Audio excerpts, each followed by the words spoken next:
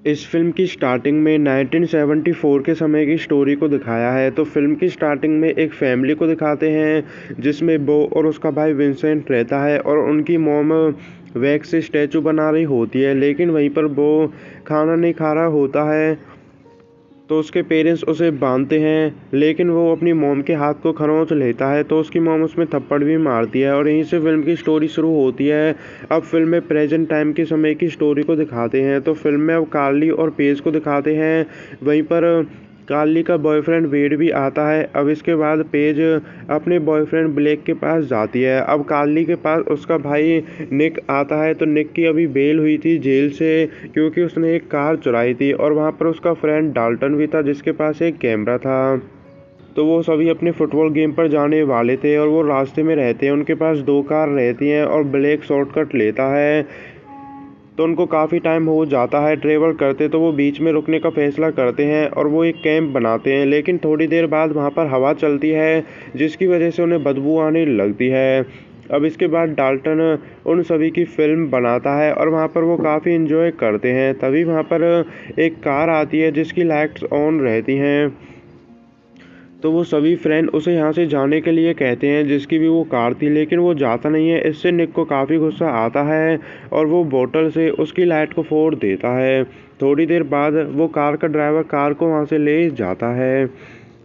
तो अब वो सभी सो जाते हैं और रात को कोई अननोन पर्सन उन सभी की फ़िल्म बना रहा होता है। तभी कार्ली उठती है क्योंकि उसे कुछ आवाज़ आती है। तो वो कैंप को चेक करती है, लेकिन वहाँ पर उसे कोई भी नहीं मिलता है। अब सुबह हो जाती है और ब्लेक उन सभी को उठाता है। तभी डाल्टन देखता है कि उसका कैमरा गायब हो गया था। अब इसके बाद पेज और कार्ली को दिखाते हैं जो बातें कर रहे होते हैं, लेकिन तभी वहाँ पर हवा चलती है और उनको फिर से बदबू आती है। तो कार्ली उस स्मेल को फॉलो करती है। अब वेड अपनी कार को स्टार्ट करता है, बट वो होती नहीं है क्योंकि किसी ने उसकी कार की फैन बेल्ट तोड़ दी थी। तो अब इसके बाद कार्ली को दिखाते हैं जो एकदम से नीचे गिरने लगती है और वो वहाँ पर पहुँच जाती है जहाँ पर काफ़ी सारे हिरन मरे हुए रहते हैं। तो उसके फ्रेंड आते हैं, उसे ऊपर खींचते हैं।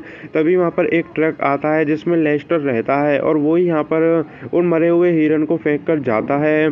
तो वहाँ पर एक इंसान की डेड बॉडी भी रहती है। तभी लेस्टर उन सभी को बताता है कि ये कोई इंसान की डेड बॉडी नहीं है, ये बल्कि एक स्टैचू है।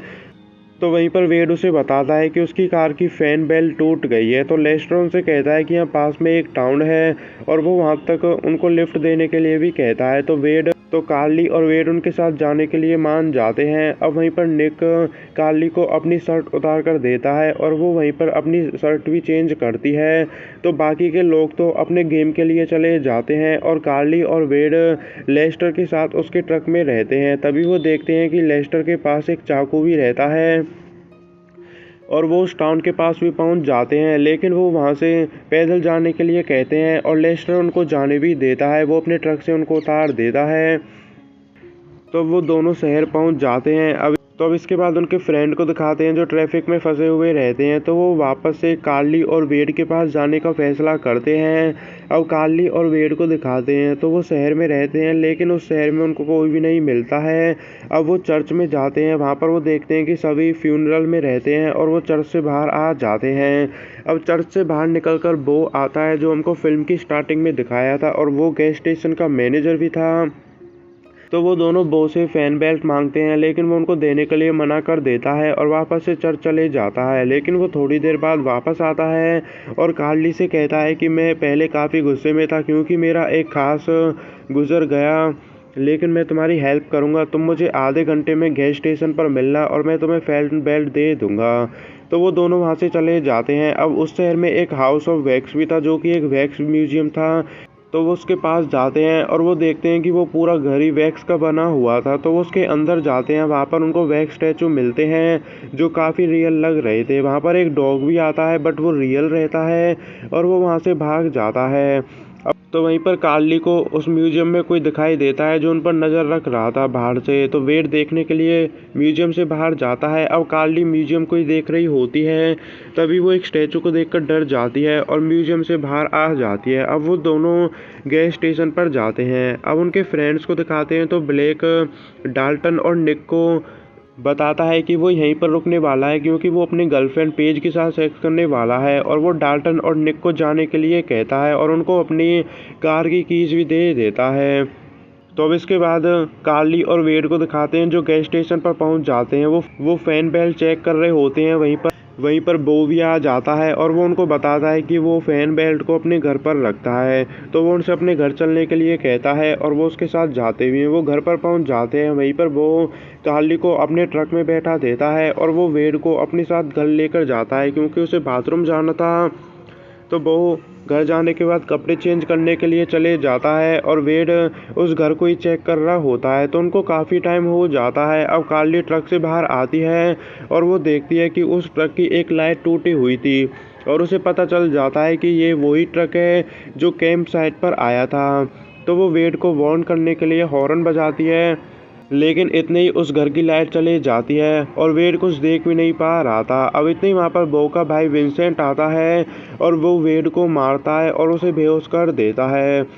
अब इसके बाद कार्ली को दिखाते हैं जो ब्लेक को कॉल कर रही होती है, लेकिन वो उसकी कॉल नहीं उठाते हैं क्योंकि वो तो रोमांस में बिजी थे। तो कार्ली ब्लेक को अपना मैसेज देती है और वो कहती है कि उसे यहाँ पर कैंप साइट वाला ट्रक मिला है।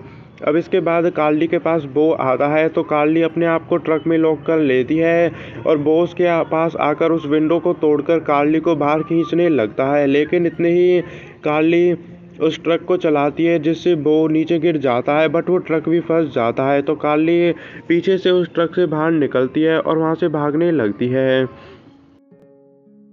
तो अब इसके बाद विंस्टन को दिखाते हैं जो वेड को अपनी वर्कशॉप पर लेकर आता है जो कि हाउस ऑफ वैक्स के नीचे थी। तो वहाँ पर वो उसे एक मशीन में बांध देता है और उसके ऊपर मोल्टन वैक्स डालता है, यानी कि वो उसे एक स्टैचू बनाने वाला था।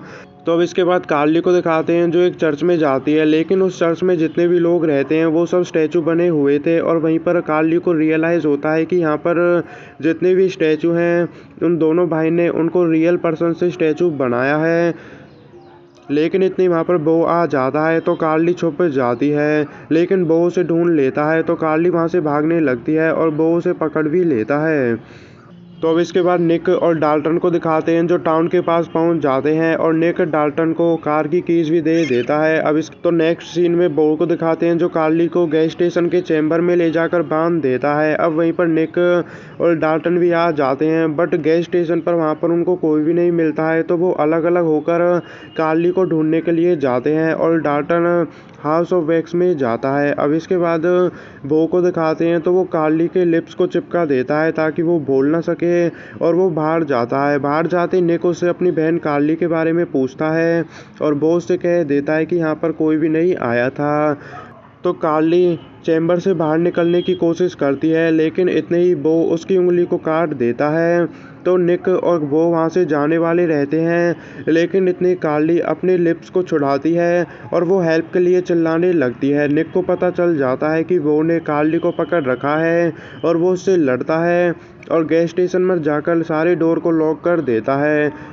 और इसके बाद वो चैम्बर में जाता है, वहाँ पर वो कार्ली को भी खोल देता है। अब इसके बाद डाल्टन को दिखाते हैं जो म्यूजियम में पहुंच जाता है। वहाँ पर उसे वेड भी मिलता है जो स्टैचू बन गया था। तो डाल्टन उसे टच करता है, लेकिन जैसे वो उसे टच करता है उसकी फेस की खाल उतरने लगती है। लेकिन इतनी वहाँ पर विंस्टन आ जाता है जो डाल्टन को मारने वाला होता है। तो डाल्टन वहाँ से भागता है, लेकिन विंस्टन उसकी गर्दन को काट देता है।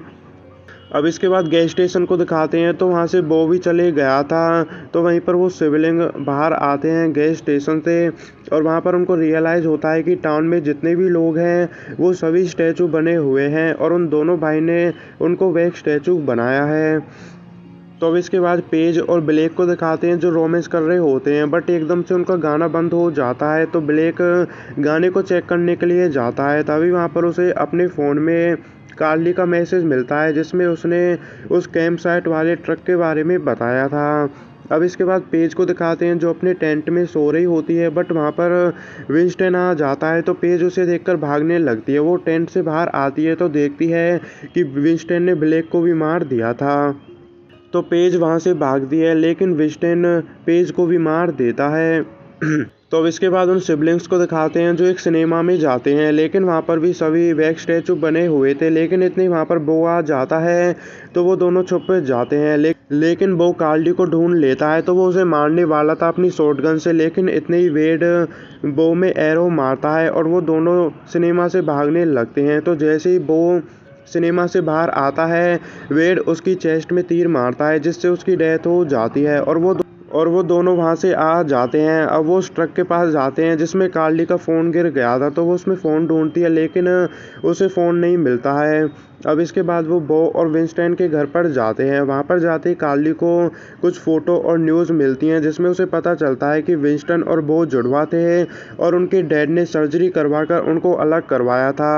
तो वहीं पर उसे ये भी पता चलता है कि उसकी मॉम का सपना था हाउस ऑफ वैक्स बनाने का, लेकिन बो ने विंस्टन को बहकाकर लोगों को मारना शुरू कर दिया ताकि वो उनसे वैक्स स्टैचू बना सके और उनके वैक्स स्टैचू काफ़ी रियल लगे। लेकिन इतनी वहाँ पर बो आ जाता है तो वो अभी भी जिंदा था, तो वो दोनों छुप जाते हैं। तो बो अपना ट्रीटमेंट करता है। अब इतनी वहाँ पर विंस्टन आ जाता है जिसके पास ब्लेक और पेज की डेड बॉडी भी रहती है।